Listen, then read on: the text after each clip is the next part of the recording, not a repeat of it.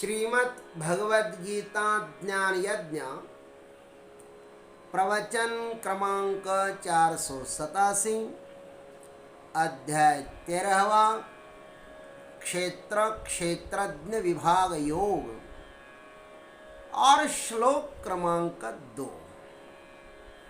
आज 7 अक्टूबर है और अपने महामृत्युंजय महायज्ञ की पूर्णाहुति के ठीक 131 दिन शेष है। अब यजमान के लिए आप लोग अपना नाम यथाशीघ्र हमें बताइएगा। ओम जय महामृत्युंजय महायज्ञ। ओम त्र्यंबकं यजामहे सुगंधिं पुष्टिवर्धनम् उर्वारुकमिव बन्धनान् मृत्युर्मुक्षीयमामृतात्। ओम त्र्यंबकं यजामहे। हे परब्रह्म परमात्मा, आप ही इस जगत के कर्ता हो, आप ही इस जगत के धर्ता हो और आप ही इस जगत के संहर्ता हो। हम आपका यजन करते हैं, पूजन करते हैं, ध्यान करते हैं। इसलिए सुगंधिम पुष्टिवर्धनम, आप हमारे जीवन में सत्व गुणों की वर्षा करिए, सत्व गुणों की वृद्धि करिए, क्योंकि सत्व गुण ही आपका साक्षात्कार करा देते हैं। हे महामृत्यु बंधनान मुक्षीय, हे महामृत्युंजय, हे महाकाल, हमें अज्ञान रूपी बंधन से मुक्त कर दीजिए। वैसे ही मुक्त करिए जैसे उर्वारुकम इव, पकी हुई ककड़ी को जैसे बेल अपने से अलग कर देता है ना, वैसे ही आप हमें इस संसार रूपी बंधन से, अनंत दुखों से मुक्त करिए। लेकिन हे परमात्मा, एक आपसे प्रार्थना है। कौन सी? माँ अमृतात्, आप तो अमृत स्वरूप हो। अमृत स्वरूप आपसे आप हमें कदापि अलग न करें, अपने में समा लीजिए। अपना सच्चित आनंद आप हमें प्रदान करें, यही हम आपसे हार्दिक प्रार्थना करते हैं। ओम तत्सत्। सदाशिव समारंभां शंकराचार्य मध्यमाम् अस्मदाचार्य पर्यन्तां वन्दे गुरु परंपरां। नमः चिन्मय देवाय तेजोमयाय धीमहि सुबोधानंद रूपाय नमः पुरुषोत्तमाय च। वसुदेवसुतं देवं कंसचाणूरमर्दनं देवकी परमानन्दं कृष्णं वन्दे जगद्गुरुम्। शङ्करं शङ्कराचार्यं केशवं बादरायणं सूत्रभाष्यकृतौ वन्दे भगवन्तं पुनः पुनः। ओम तत्सत्। बड़ा प्यारा अध्याय है क्षेत्र क्षेत्रज्ञ विभाग योग।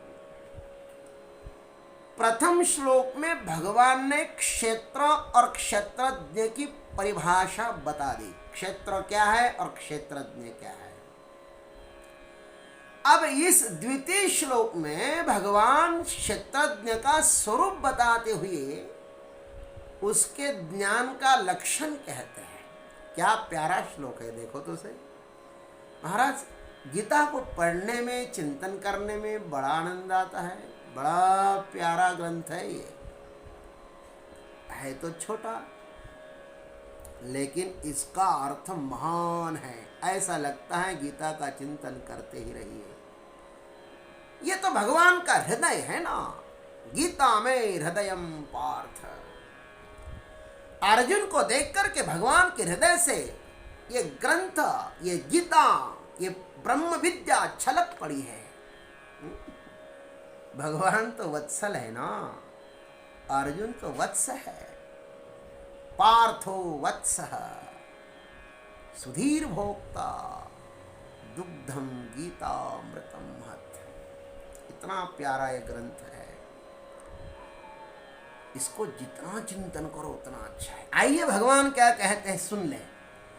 क्षेत्रज्ञं चापि मां विद्धि सर्वक्षेत्रेषु भारत क्षेत्र क्षेत्रज्ञयोर्ज्ञानं यत्तज्ज्ञानं मतं मम।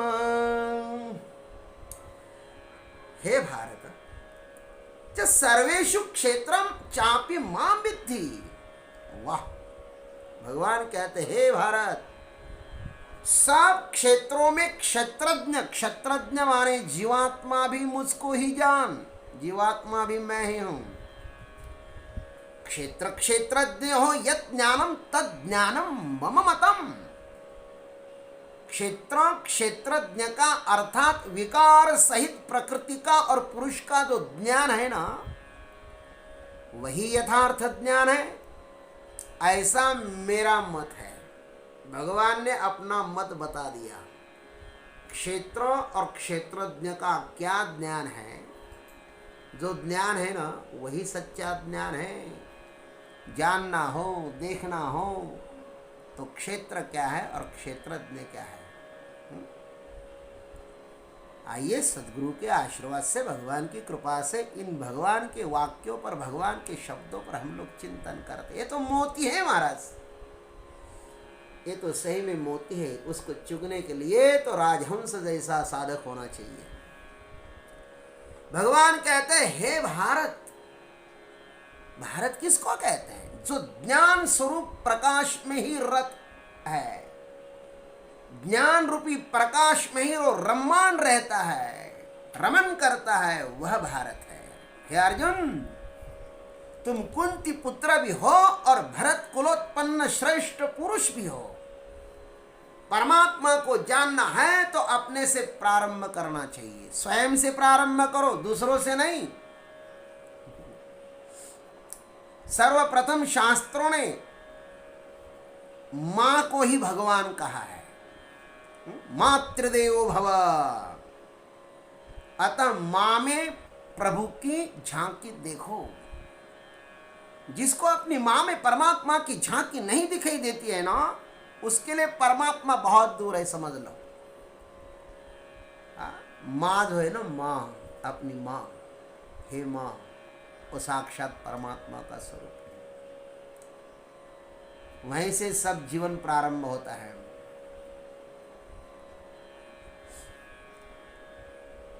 मां के अनंतर श्रुति ने कहा मातृदेवो भव, पितृदेवो भव, आचार्य देवो भव, फिर कहा अतिथि देवो भव। मां में परमात्मा को देखो, पिता में परमात्मा को देखो, गुरु में परमात्मा को देखो, और फिर धीरे धीरे सब में परमात्मा को देखो।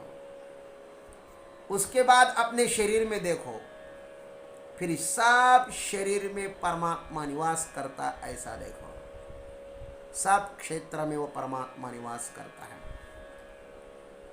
भगवान ने इन 2 श्लोकों में अर्जुन को अपने माता पिता का स्मरण कराया।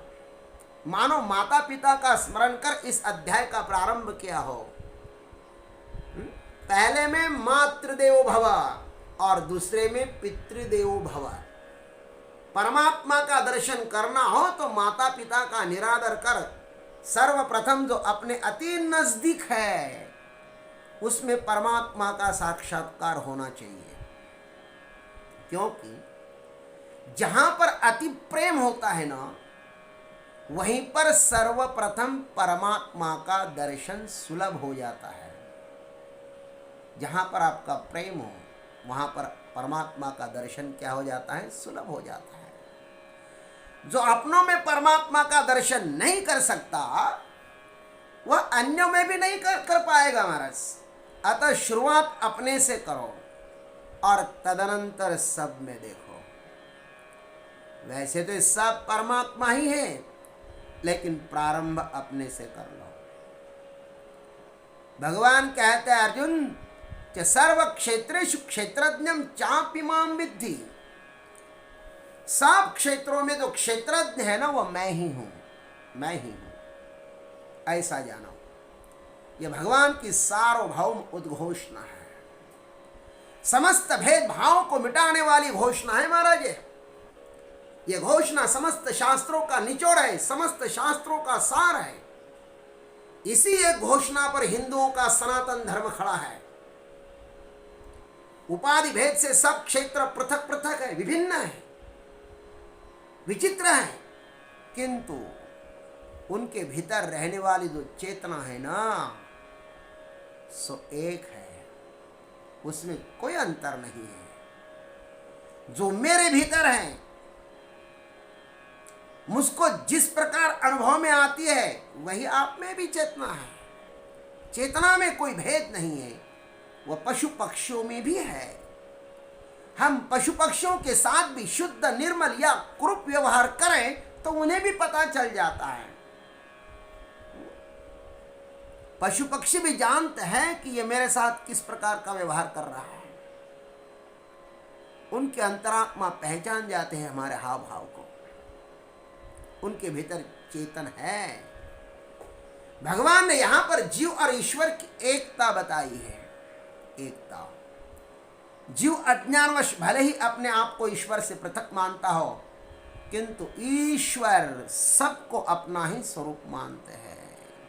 ममैवांशो जीवलोके, ऐसा भगवान ने कहा है।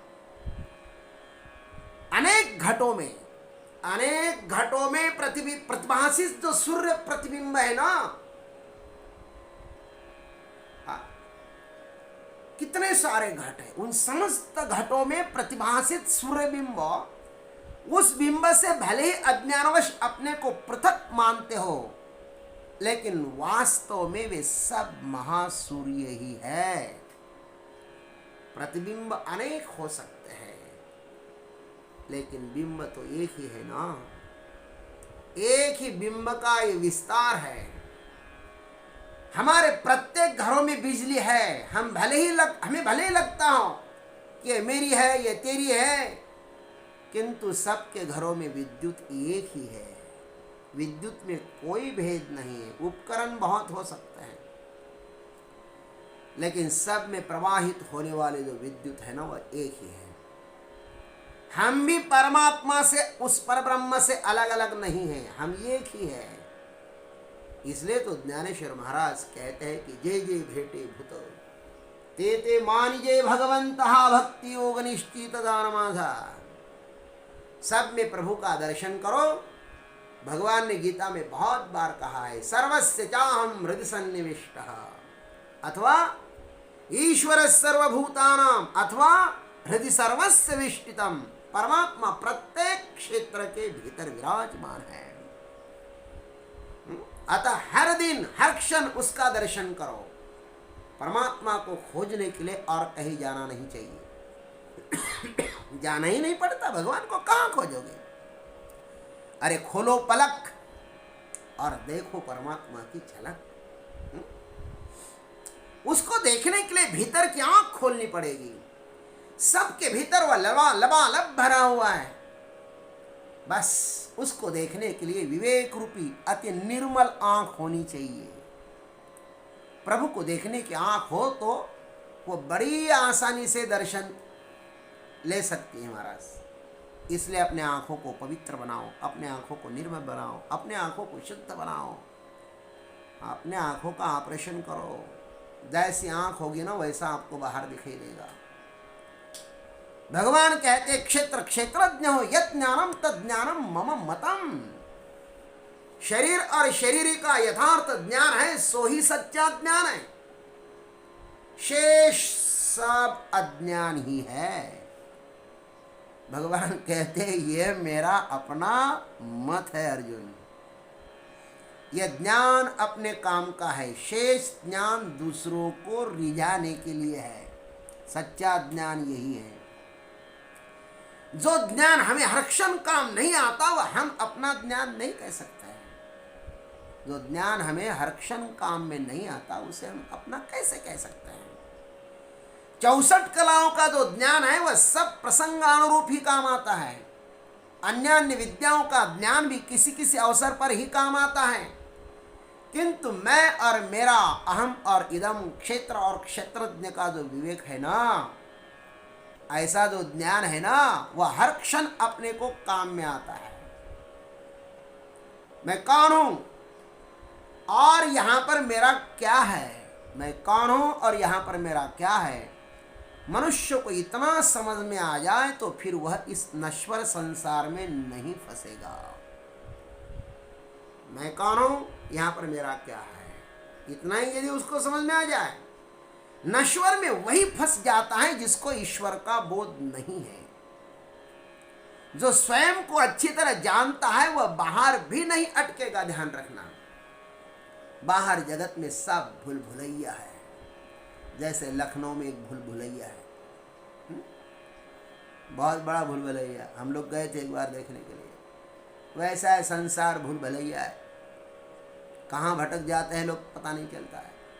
जो बाहर ही फंसा है उसे अंतर्मुख होना थोड़ा कठिन हो जाता है। इसलिए अंतर्मुख होने का प्रयत्न करते रहो, अंतर्ध्यान करने का प्रयत्न करते रहो। भगवान यहां पर अपने अनुभव की बात कह रहे हैं। मेरा मत, इसका मतलब अन्य अन्य लोगों का मत इससे भिन्न भिन्न हो सकता है अर्जुन। तत्व प्राप्ति के विषय में अनेक मत हो सकते हैं, अपने अधिकार के अनुरूप हो सकते हैं। न्याय और वैशेषिक मत में 21 प्रकार के दुखों का नाश ही मोक्ष कहा है। सांख्य के मत में आध्यात्मिक, आदि भौतिक, आदि दैविक, इन 3 दुखों का नाश ही मोक्ष कहा है। पातंजल योग के मत में प्रकृति और पुरुष संयोगजन्य अविद्यादि पंच क्लेशों की निवृत्ति ही मोक्ष कहा है। पूर्वमीमांसा के मत में स्वर्ग प्राप्ति ही मोक्ष कहा है। और वेदांत के मत में, ध्यान रखना, हमारे वेदांत के मत में अविद्या तत्कार्य निवृत्ति पूर्वक परब्रह्म परमानंद प्राप्ति ही मोक्ष है। जो अविद्या है उसका कार्य, जो संसार है उसकी निवृत्ति पूर्वक परब्रह्म परमानंद प्राप्ति ही क्या है, मोक्ष है। और यही अंतिम उत्तर मीमांसा का मत। भगवान कहते कि मत मेरा मत है, मोक्ष चाहिए ना तुमको, तो समूल अज्ञान की निवृत्ति करना ही और परमानंद का साक्षात्कार करना ही मोक्ष है। हम क्षेत्रज्ञ के अज्ञान के कारण ही दुखी है। क्षेत्रज्ञ का ज्ञान न होने से ही हम अन्य अन्य वस्तुओं पर श्रद्धा विश्वास रखकर आजीवन भूल भुलैया में फंसे हुए हैं महाराज। इसलिए क्षेत्रज्ञ का ज्ञान होना चाहिए। हमें लगता है इस वस्तु की नहीं तो उस वस्तु की प्राप्ति होने पर आनंद प्राप्त होगा, किंतु हम आजीवन ठगे ही जाते हैं। उस नादान मृग की तरह आजीवन संसार रूपी मृग मरीचिकाओं में भटकते रहते हैं। उस बेचारे मृग को तो यदा कदा असली जीवन माने जल मिल ही जाता है, लेकिन हम आजीवन प्यासे ही रहते हैं और बुरी तरह प्यास में ही मर जाते हैं। अतः भगवान ने कहा यदि कुछ पाना है अर्जुन तो क्षेत्र और क्षेत्रज्ञ का ही ज्ञान प्राप्त कर लो। इस संसार में कुछ पाना हो ना तो क्षेत्र और क्षेत्रज्ञ का ज्ञान प्राप्त कर लो। इसे पाने के बाद हर क्षण मनुष्य आनंद, परमानंद, महा आनंद में भर जाता है। उसके पास सिर्फ सच्चिदानंद के अतिरिक्त और कुछ भी नहीं होता। वो तो सबको ये सच्चिदानंद बांटता रहता है, स्वयं भी सच्चिदानंद में डूब जाता है और अन्यों को भी इस सच्चिदानंद में डुबो देता है महाराज। इसलिए प्राप्त करना हो तो क्षेत्र और क्षेत्रज्ञ का ज्ञान प्राप्त करना है। आइए इस पर और भगवान आगे चर्चा करते हैं। आज इतना ही। जय गुरुदेव, जय जगदीश्वर, जय जय महाकाल।